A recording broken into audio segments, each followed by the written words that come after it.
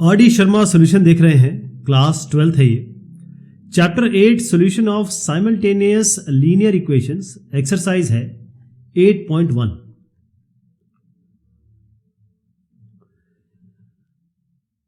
The sum of three numbers is 2 if twice the second number is added to the sum of the first number, first and third, the sum is 1.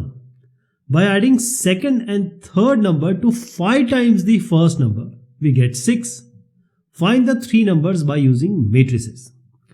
अब ये आपका sentence based या scenario based question है।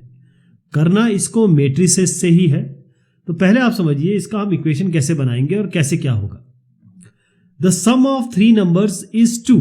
एक को x मान लीजिए, एक को y मान लीजिए, एक को z मान लीजिए। पहली कंडीशन क्या है? Sum of three numbers is 2। तो x plus Y plus z क्या हो गया आपका? 2। If twice the second number क्या है? y, तो twice. If twice the second number is added to the sum of first and third, तो पहला ये हो गया, दूसरा ये हो गया। इनके सम के साथ अगर ट्वाइस जोड़ा जाए बीच वाले का तो सम हो जाता है 1। दूसरी इक्वेशन हो गई। तीसरी equation, by adding second and third number two 5 times the first number, तो पहले नंबर का 5 टाइम्स यानी कि 5x ये हो गया, और पहले का 5 टाइम और उसके बाद दूसरा तीसरा जोड़े इसके साथ, मतलब y प्लस z जोड़े तो आपका बनता है 6। तो यहां 6 कर दीजिए। ठीक है जी। अब आप इसको सॉल्व करना है आपको मेट्रिसेस का यूज करके, यानी आपको x, y और z निकालना है। तो उसका तरीका क्या होगा? तरीका हम ऑलरेडी सीख चुके हैं, लेकिन मैं आपको थोड़ा बेसिक इसका जरूर बताऊंगा क्योंकि आगे इसी तरीके के क्वेश्चन आएंगे। तो उसके लिए हमें करना क्या है? सबसे पहला काम कि यहां पर हम बनाएंगे, पहले आपको सारा सोल्यूशन दिखा दूं अगर आप करना चाहें अपने आप तो यहां पर हम क्या करेंगे कि इसको ax बराबर b से करेंगे। a क्या होगा? Coefficient of x y z। x क्या होगा? x y z। और b होगा ये 216, यानी इसको ऐसे लिखा जाएगा। उधर मैं कलर चेंज कर देता हूं ताकि एक्चुअल सॉल्यूशन आपको दिख जाए।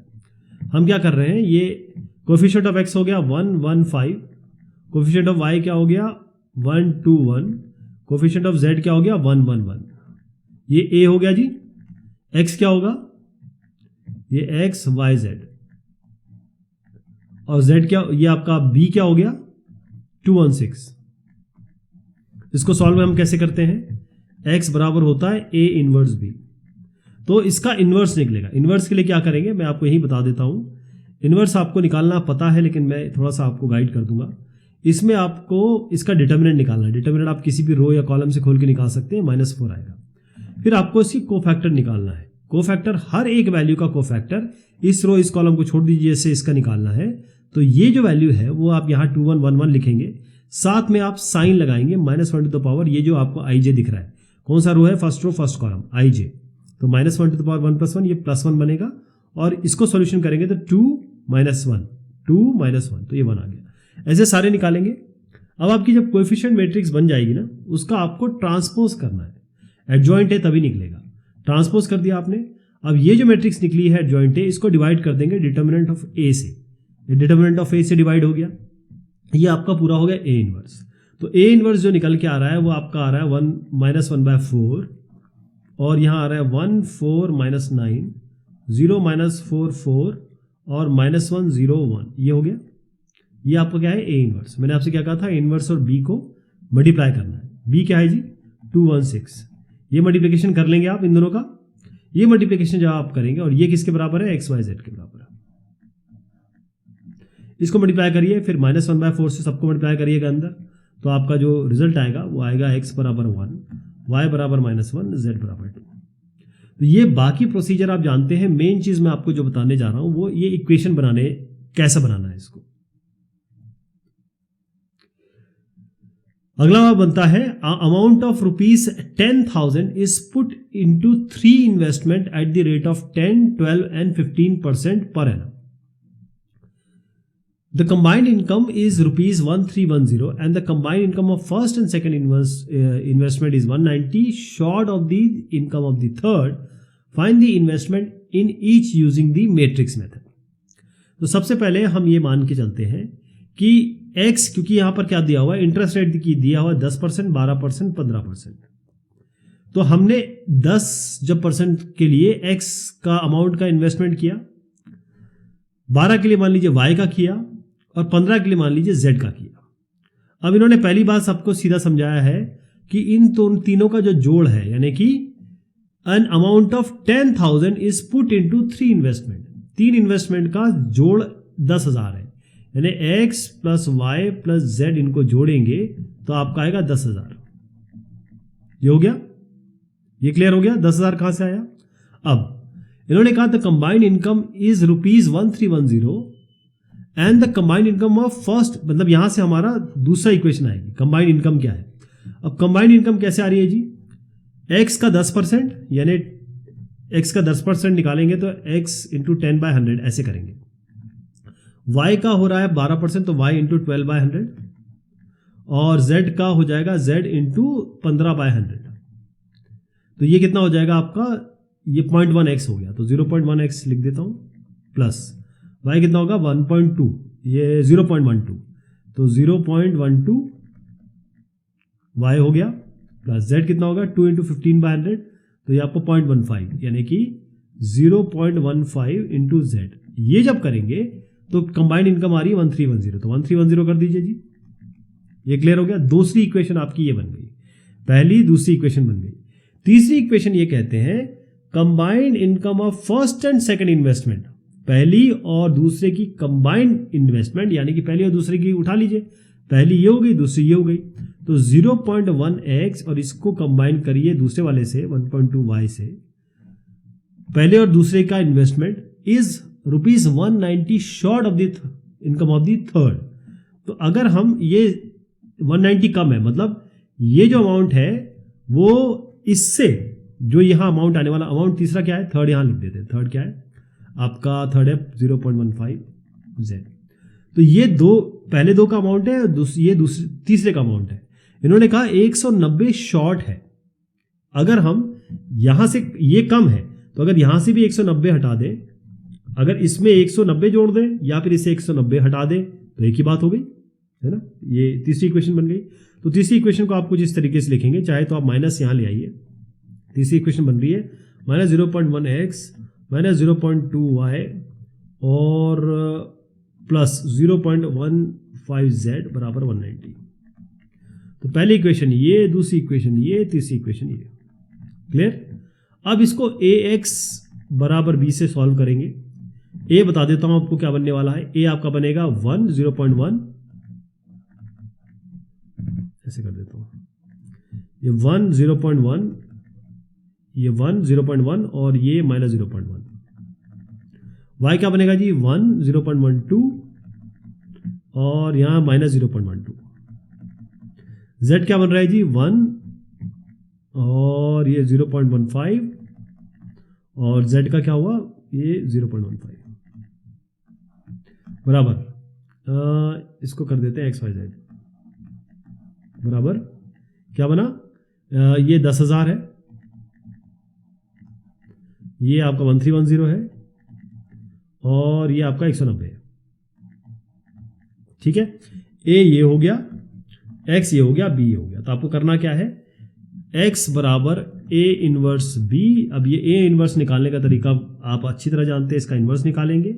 इनवर्स कैसे निकालेंगे, एडजॉइंट a निकालेंगे, divide by determinant of a करेंगे, a इनवर्स आ जाएगा, इसको इससे मल्टीप्लाई कर देंगे तो फाइनल आंसर आ जाएगा। तो आप देखिएगा कि डिटर्मिनेंट ऑफ a, मैं आपको इसको हटा के पूरा आंसर दिखा देता हूं ताकि आपको आइडिया रहे जब आप खुद करें। इक्वेशन बनाना मेन है, वो मैंने बना दिए। फाइनल सोल्यूशन देख लीजिए, थोड़ा सा इसमें टाइम लगेगा क्योंकि बहुत ज़्यादा इसमें 0 पॉइंट और पॉइंट वाली टर्म्स है। तो आप इस वाले a का आप इन्वर्स निकालिए, ये इन्वर्स निकल रहा है। b आपके सामने ऑलरेडी है जो मैंने आपको बताया, मल्टीप्लाई करिए, XYZ से इक्वेट करिए, ये आपके 3 अमाउंट आ जाएंगे। ओके,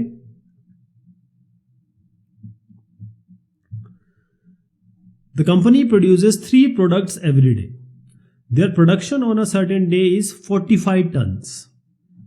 एक कंपनी 3 तरीके के प्रोडक्ट या ये कहें कि प्रोड्यूस 3 तरीके के हैं इनके, और इनका प्रोडक्शन किसी एक दिन ले लें तो 45 टन है.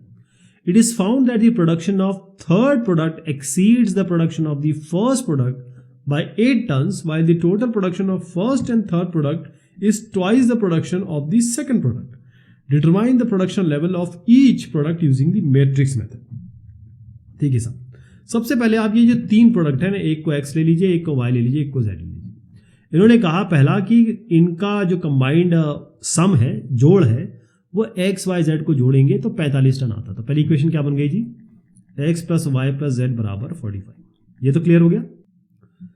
अब इसकी दूसरी इक्वेशन जो बन रही है वो ये कहना है, it is found that the production of the third product exceeds the production of first product by 8 ton. तीसरा क्या है जी, z है ना, और पहला क्या है जी, x है. तीसरे वाले की प्रोडक्शन एक्सीड करती, ज्यादा है पहले वाले से 8. यानी कि अगर आपको इसको बराबर करना है तो आपको क्या करना पड़ेगा, अगर बराबर करना है तो इससे z से आप 8 घटा दीजिए, तो z माइनस 8 कर दीजिए बराबर x कर दीजिए. तो इससे क्या बनेगा आपका, ये इसको इधर ले आते हैं, इसको 8 को यहाँ कर देते हो, तो माइनस एक्स प्लस जेड बराबर 8 हो गया. तो दूसरी इक्वेशन क्या होगी, ये minus x plus 0y plus Z बराबर 8. ये दूसरी इक्वेशन बन गई. क्लियर है. अब तीसरी इक्वेशन पे आते हैं. While the total production of the first and third product is twice the production of the second product, यानी कि आप क्या कर रहे हैं, पहले वाले का यानी कि x, थर्ड प्रोडक्ट यानी कि z, इन दोनों को जब जोड़ेंगे तो क्या आ रहा है आपका, is equal two is twice the production of the second product. Twice किसका, दूसरे वाले का, y हमने दूसरा माना था, x पहला था, z तीसरा था. तो यहां पर लिख दीजिए x, यानी कि ये x हो गया, ये 0y यहाँ पर भी, यहाँ पर नहीं, y ये तो y आ रहा है, तो x माइनस 2y और प्लस z बराबर 0. 3 इक्वेशन बन गई. ठीक. तो मैं क्या कर रहा हूँ इसमें, ax बराबर b करना है और x बराबर a इनवर्स b. a दिखा रहा हूँ आपको क्या है, a इनवर्स किसका निकालना है, ये इसका a बना देता हूँ, इसका इनवर्स निकालना है जी आपको. तो 1, ये 1 यहाँ से ऐसे करते हैं, ये 1, ये -1 और ये 1, तो 1 - 1 1, ये 1 0 -2, ये 1 1 1 1 1 1. इसका आपको इन्वर्स निकालना है. जब इन्वर्स निकल जाए तो इसको मल्टीप्लाई कर दीजिए 4580 से, ये कर लेंगे और फाइनल जो आंसर आएगा वो मैं दिखा देता हूं आपको, इसको क्लियर कर देता हूं. ये इसका फाइनल आंसर आएगा जी, x 11, y 15 और z 19. The price of 3 commodities PQR are x, y, z per unit respectively. P का x, y, Q का y और R का z पर यूनिट है, ध्यान रखिएगा. A purchases of 4 units of R, A purchase करता है 4 यूनिट R का और sells 3 units of P and 5 units of Q. B क्या करता है, B परचेज करता है 3 यूनिट Q का और सेल करता है 2 यूनिट ऑफ P और 1 यूनिट R का. C क्या करता है, 1 यूनिट P का, वो 1 यूनिट P परचेज करता है और उसके बाद सेल करता है 4 यूनिट Q का और 6 यूनिट R का. In the process ABC earns, A को मिलता है 6000 और B को मिलता है 5000 और C को मिलता है 13000. If selling the units is positive earning and buying the unit is negative earning, अगर कोई खरीदेगा यानी कि बाय करेगा, सेलिंग जो होगा वो तो आप पॉजिटिव अर्निंग में लेंगे, बाय करेगा मतलब जब बेचेगा तो पॉजिटिव में, अगर खरीदेगा तो नेगेटिव में लेना है. Find the price per unit of 3 commodities by using matrix method. Clear. अब पहली इक्वेशन बनाते हैं. पहली इक्वेशन बनेगी ए के लिए बना रहे हैं. ए परचेजेस 4 यूनिट्स ऑफ आर, तो 4 यूनिट इसने आर लिया. ध्यान रखिएगा एक्स पी के लिए है, वाई क्यू के लिए है, जेड आर के लिए. तो ये 4 यूनिट जो है वो खरीद रहा है. खरीद क्या होगा, माइनस में, 4 यूनिट आर का, तो 4 आर के लिए क्या करेंगे z, 4z हो गया। 3 यूनिट ये खरीद रहा है पी का, यानी कि 3x हो गया, और 5 यूनिट ये क्यू का खरीद रहा है, तो 5 यूनिट ये हो गया। ए को मिलता कितना है 6000, तो ये हो गया 6000। पहली इक्वेशन बन गई। दूसरी इक्वेशन पे आ जाइए। दूसरी इक्वेशन ये हो रही है B purchases 3 units of Q, तो परचेज कर रहा है तो आप, और क्यू है, क्यू वाई है, तो -3y कर दीजिए। And sells 2 units of P, तो 2x कर दीजिए। एंड 1 यूनिट ऑफ आर, तो 1 यूनिट ऑफ आर मतलब z हो गया। इसका अमाउंट कितना बन रहा है 5000। तीसरा ये कहते हैं सी के बारे में बात कर रहे हैं। C purchases 1 unit of P, 1 unit of P मतलब ये -x कर दीजिए, क्यों, क्योंकि वो परचेज कर रहे हैं। 4 यूनिट ऑफ क्यू यानी कि +4y हो गया ये, और 6 unit of R, 6 unit of z, ये कितना हो गया जी, तीसरा है 13000, है ना। तो ax बराबर b, यानी कि आपको मैं बना के दे रहा हूं x बराबर a इनवर्स b। किसका इनवर्स निकालना है बता दे रहा हूं, 3 2 -1, ये 5 -3 4, ये -4 1 1 और 6, ये हो गया। इसका पहले आप इनवर्स निकालेंगे, इसको मल्टीप्लाई कर देंगे 6000, 5000 और 13000। मैं पूरा कैलकुलेशन इसलिए नहीं कर रहा हूँ क्योंकि काफ़ी टाइम लग जाएगा। इसको मल्टीप्लाई करिएगा आप, इसका इन्वर्स निकाल के मैं आपको दिखा दे रहा हूँ कैसे आपको करना है। इसको बहुत अच्छे से ध्यान से देखिए, ये इस तरीके से होगा जी, और आंसर मैच करा लीजिएगा, आंसर ये आएंगे आपके।